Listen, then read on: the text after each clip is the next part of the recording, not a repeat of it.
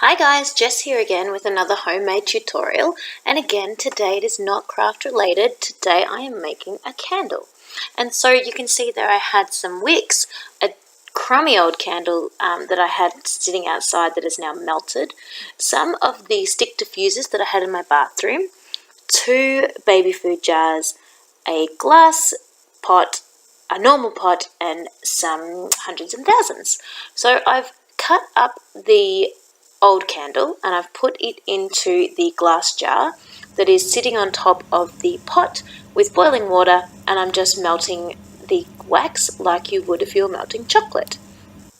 So once that is happily melting away, I get my glass jars and I get some normal PVA glue.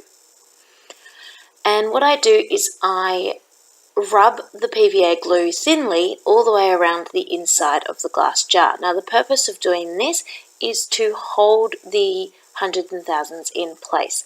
I was going to use a small amount of wax to do that, but I found that the wax was just drying and sticking far too quickly, that I couldn't get the hundreds and thousands in before the wax had set. So now I just sprinkle my hundreds and thousands into the insides of the jar. Now these are edible hundreds and thousands, so I would not advise keeping the candles for very long. Burn them straight away, get them used, don't sit them in your cupboard for ages. I don't think anything particularly bad would happen, but I think it's better to use them. So now you can see that my wax has completely melted. Now would be a good time to add the crayon if you wanted to change the colour of your candle. I found that my candle, once it had remelted, the colour in it got stronger again and it went back to being the purple colour that it was originally. So I chose not to put my my crayon in, because my crayon was a green colour and I was worried that mixing the purple and the green would turn it a manky brown. So I just poured in some of the stick diffuser oil.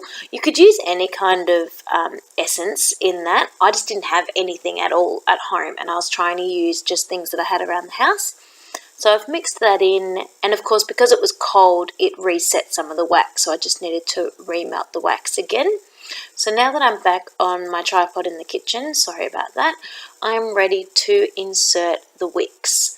So again, these are old wicks, second-hand wicks that I've pulled out of old candles that hadn't been used. One was the candle that I've remelted for today, and another was a disgusting manky melted candle again that I had outside. And they already had knots tied in the bottom, so you might choose to do that if you're making a new wick. And I'm just using a peg to hold it inside the jar. To make your own wicks, you can use any type of cotton string, and it's nicer if you just coat it in a little bit of the welted wax and let it dry, because it makes it a bit firmer and it'll stand up nice and straight inside the jar, which is a better idea for when you're making your candle. Now obviously when you pour the wax in, the wax will be running like water, so you could, if you're having trouble pouring inside the mouth of your jar or the chosen thing that you're making the candle out of, you could probably add your wick second. I don't think that would cause big dramas, but I put it in first, and because I already melted the wax inside of the glass jug, I can just pour straight in. So here we are ready to pour, very nicely and carefully pouring that into the glass jar. I wasn't 100% sure how full the jars would get from that candle. It was a bit deceiving as to how much wax that candle would melt down into. So I only half filled the first jar just to see how I was going. I was also a little bit concerned that the glass jar wouldn't be reusable, that I wouldn't be able to wash it, but it washed up completely fine. Not a drama in the slightest. Perfectly clean, perfectly beautiful, ready to use again for my next adventure. So it turns out I could fill the jars. There was plenty of wax. In fact, there was a little bit left over, which was brilliant. So once they're filled up almost to the top, they're ready to sit and dry. So I'll show you a close-up of how they look while they're wet. So here they are, freshly poured, ready to dry. And then once they've dried, the air bubbles and things set, and they actually sunk in a little bit. So if I had have known that, I wouldn't have cleaned up my leftover wax, and I just would have topped up the top with a little bit more of the leftover wax. But I was too efficient and I cleaned up, so they're just going to have that sunken in look, which really is not going to affect how they burn.